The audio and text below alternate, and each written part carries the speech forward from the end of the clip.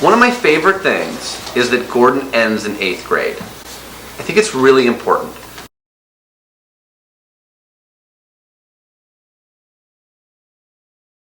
I used to teach in Los Angeles for 6 years at a school that was kindergarten to 12. And when I came to Gordon, I noticed right away how different the 8th graders were from the 8th graders I was used to working with.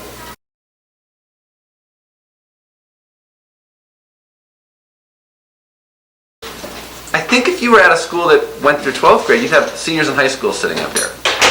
And as I like to say, I've got nothing against high school kids. I love high school kids. They used to be 8th graders.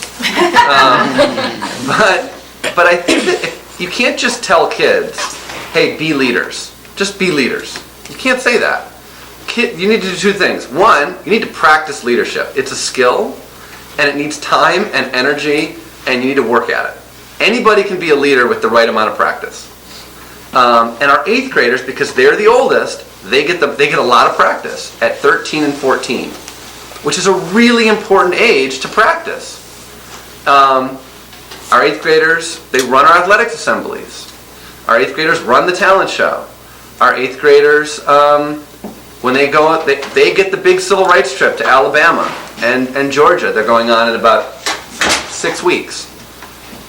That kind of trip goes to high school kids at a different place. When they come back, it's their responsibility as 8th graders to communicate what they learned with their community.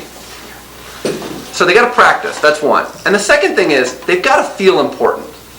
You can't tell kids, like, be leaders, and they look around and say, okay, Burnstein, you're telling me to be a leader, but, like, I can see you're asking, the high school kids are the ones doing all the important stuff, right? At Gordon, we have, like, a big sports game. That's the 8th graders, and the gym is packed with all the younger kids watching them. When we're at the art show, the kids with the most developed work, that have had the most practice, that are like up on the pedestal for the younger kids, that's the 8th grade work. And we have days like today, we ask our representatives to be 8th graders. So they really feel like, okay, I do matter, and all eyes are on me, and I am in the spotlight. I do have to step up. And if you ask kids to meet high expectations, if you keep the expectations high, they'll meet them. So in some ways, I would argue our 8th graders are more mature from the practice and the responsibility. And at the same time, they're younger in the ways you want them to be younger. When I taught at the K-12 school, our kids on recess, they stood around. They stood around and hung out and talked. I never once saw them throw a ball on recess. Now, how sad is that? Here's why they didn't do it. Because high school kids don't run around and play on recess. And if 13 and 14-year-olds can see 17-year-olds, they just will imitate what they're doing. But see, here's the opposite.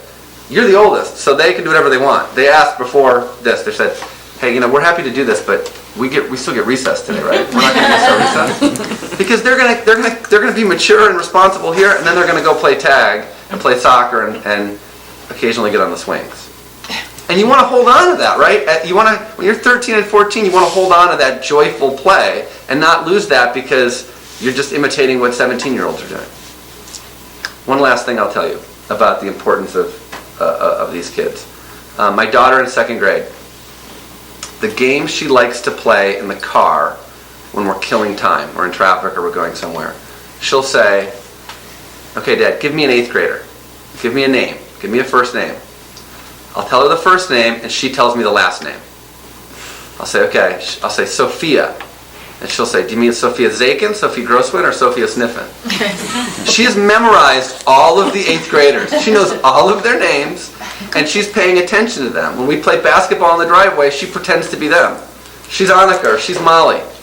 And they know it. They know the spotlight's on them. And there's a responsibility that comes with that power that I think our kids meet time and time again. Enough of me. I'm going to hand it over to Annika, who's going to kick us off.